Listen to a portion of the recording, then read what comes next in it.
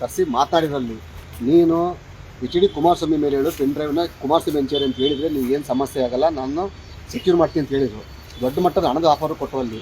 ಇದನ್ನೆಲ್ಲ ಹೆಚ್ಚು ಕಡಿಮೆ ಕಾರ್ತಿಕ್ನಿಂದ ಸಂಪೂರ್ಣ ಮಾಹಿತಿಯನ್ನು ಪಡ್ಕೊಂಡಿರೋದು. ಕಾರ್ತಿಕ್ ಪೆಂಡರ್ ತರಿಸ್ಕೊಂಡು ಟೆಂಡರ್ ರೆಡಿ ಮಾಡಿದೆ DK ಶಿವಕುಮಾರ್.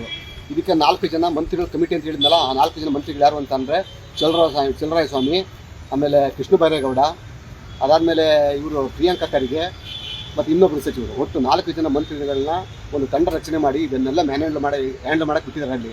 ಈಗ ನಿರಂತರವಾಗಿ ಈಗ ನನ್ನ ಮೇಲೆ ಏನು ಮಾಡಿದ್ರು, ನಾನು ಯಾವಾಗ ಒಪ್ಪಲಿಲ್ಲ, ನನಗೆ ಒಪ್ಪದೇ ಇದ್ದಾಗ ಏನು ಮಾಡಿದ್ರು, ಈಗಾಗಲೇ ಇಷ್ಟೆಲ್ಲ ದೊಡ್ಡ ಹಗರಣ ಆಗಿರೋದ್ರಿಂದ ಅಲ್ಲಿ ಮೋದಿ ಅವರಿಗೆ BJPಗೆ ಮತ್ತು ಕುಮಾರಸ್ವಾಮಿ ಕೆಟ್ಟ ತರಬೇಕಂತ ಮಾಡಿರಲ್ಲಿ ನನಗೆ ಸುಮಾರು 100 ಕೋಟಿ ರೂಪಾಯಿ ಆಫರ್ ಕೊಟ್ಟರು.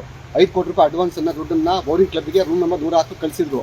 ಆ ಮೀಟಿಂಗಿಗೆ ನನಗೆ ಯಾರು ಹೇಳಿ, ನಮ್ಮ MA ಗೋಪಾಲ ಸ್ವಾಮಿ ಇದಾರಲ್ಲ, ಚಂದ್ರಪಟ್ಟಣ ಗೋಪಾಲ ಸ್ವಾಮಿನ ಸಂಧಾನ ಕಳಿಸಿದ್ರು. ಅಲ್ಲಿ 5 ಕೋಟಿ ರೂಪಾಯಿ ಕ್ಯಾಶ್ ಕೊಟ್ಟು ಕಳಿಸಿದ್ರು. ಅಲ್ಲಿ ಎಷ್ಟು ಕೋಟಿ ಆಫರ್ ಮಾಡಿದ್ರು? 100 ಕೋಟಿ ರೂಪಾಯಿ 100 ಕ್ರೋಸ್.